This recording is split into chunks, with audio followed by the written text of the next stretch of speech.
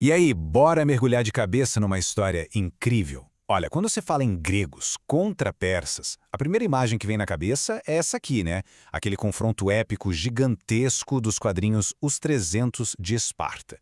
Tipo, heróis contra monstros. Mas será que a história é só isso mesmo, Sofia? Pois é, Léo, essa é a imagem que todo mundo tem na mente. E a pergunta é ótima. Nessa obra, os persas são mostrados como seres grotescos, quase sem humanidade nenhuma, sabe? A representação do mal contra os heróis gregos. Só que a história de verdade, ela quase nunca é tão simples assim. A relação entre esses dois povos era muito, mas muito mais complexa. Ué, como assim? Peraí, eles não eram inimigos mortais desde sempre? Que nada! Muito antes daquelas guerras que todo mundo ouve falar, eles eram parceiros comerciais importantes. E tem mais, uma cultura pegava um monte de coisa emprestada da outra. Pra você ter uma ideia, pra galera rica de Atenas, a elite mesmo, ter um artigo de Lúcio que viesse da Pérsia era o máximo. Era o maior símbolo de status que alguém podia ter. Pensa, tipo, no tênis mais caro da moda hoje. Era esse o nível. Mentira! Então a galera de Atenas achava as coisas dos persas o maior estilo? Exatamente. E esse guarda-sol é um exemplo perfeito de como as culturas deles estavam conectadas, misturadas mesmo, muito antes do conflito estourar. Aí fica a pergunta, né? O que foi que deu tão errado?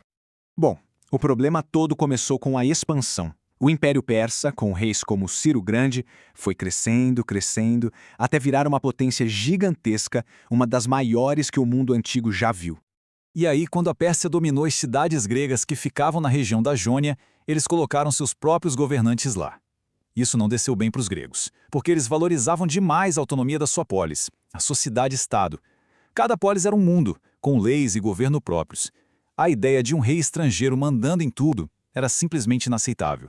E isso acabou levando a uma rebelião gigantesca.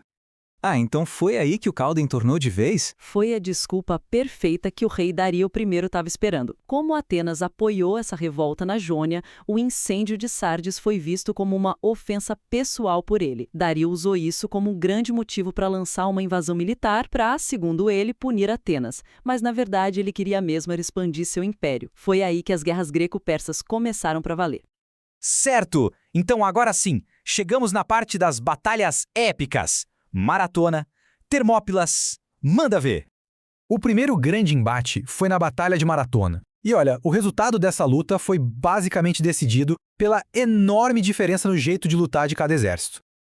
Mas espera aí, como é que os gregos venceram se o exército persa era muito maior? Foi por causa da tática e do equipamento deles. A infantaria pesada grega, os famosos hoplitas, era uma máquina de combate corpo a corpo.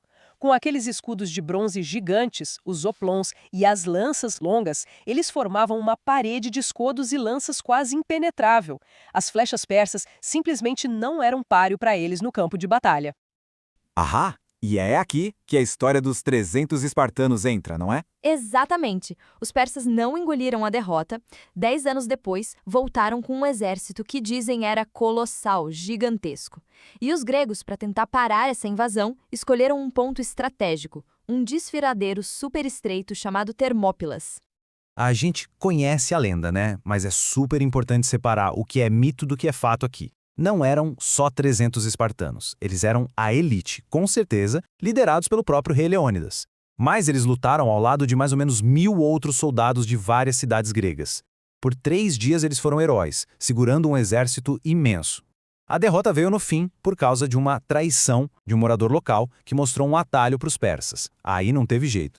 Caramba! Então foi um desastre completo para os gregos, né? Naquele momento, parecia o fim. Imagina a cidade mais importante deles, Atenas, pegando fogo. Mas o comandante ateniense, um cara chamado Temístocles, tinha uma carta na manga, um plano que veio de uma profecia. O oráculo de Delfos, a maior autoridade religiosa da Grécia, disse que a salvação viria de uma muralha de madeira. Enquanto todo mundo achava que era para construir uma barreira de verdade, Temístocles teve a genialidade de interpretar que a muralha de madeira eram navios. Ele convenceu Atenas a investir tudo em uma nova e poderosa marinha. E ele estava certíssimo. Que demais! Então os navios menores ganharam? Que reviravolta! Exato! Foi pura estratégia. os navios gregos eram menores e mais ágeis. Eles atraíram a frota persa, que era gigante, para um canal super estreito. Ali, os navios enormes dos persas não conseguiam manobrar e viraram alvos fáceis. Essa vitória foi o ponto de virada total da guerra. Xerxes teve que recuar e, 1 ano depois, o resto do exército persa foi derrotado de vez na Batalha de Plateias. Depois de ouvir tudo isso, fica fácil pintar os persas só como os vilões, né? Mas quem eles eram de verdade? O que acontecia do lado de lá? Olha, eles eram administradores de um dos impérios mais impressionantes e organizados da história. Era um território imenso, com dezenas de povos diferentes. Para conseguir governar tudo isso, eles dividiram o império em 20 províncias, que eles chamavam de satrapias. Cada uma tinha um governador, o sátrapa, que cuidava de tudo. Um sistema postal? Naquela época? Isso é sensacional! Não é? Era um sistema genial. Eles construíram a Estrada Real, que era tipo uma super estrada, com postos de descanso para trocar de cavalo. Um mensageiro conseguia cruzar o império numa velocidade absurda para a época. Eles eram engenheiros e organizadores fora de série. O império funcionava como um relógio por causa dessas inovações. E por trás de tudo isso, tinha uma série de reis superpoderosos. Tudo começou com Ciro o Grande, o cara que fundou o império. Depois veio Dário I, o grande cérebro por trás da organização toda. E claro, Xerxes I, o filho dele, que ficou famoso por liderar a segunda invasão à Grécia. Tá, então a guerra acabou, os gregos venceram e aí? Acabou tudo? Eles viraram inimigos para sempre e nunca mais se falaram? Não foi bem assim. É que boa parte da nossa visão sobre essa guerra vem de historiadores gregos, principalmente de Heródoto. Foi ele que escreveu a história de um jeito que a gente vê até hoje, os gregos lutando heroicamente pela liberdade. Ele criou imagens super poderosas, como essa frase sobre os espartanos. E essa é a grande questão. O jeito que Heródoto escreveu a história criou uma narrativa muito forte de Ocidente contra Oriente, sabe? Os gregos como defensores da liberdade e da democracia e os persas como bárbaros, tiranos e opressores. E essa visão, essa ideia, influenciou o pensamento ocidental por séculos e séculos. Não acredito! Mesmo depois de uma guerra daquele tamanho, com tudo o que aconteceu, eles ainda copiavam ideias um do outro? Sim, e esse é o ponto mais fascinante de todos. A cultura não para por causa da guerra. A arquitetura de Atenas, por exemplo, depois da guerra, se inspirou muito na grandiosidade dos palácios persas. A relação deles nunca foi só preto no branco, sabe? Herói contra vilão. No fim das contas, essa história dos gregos e persas nos deixa com essa pergunta gigante para pensar.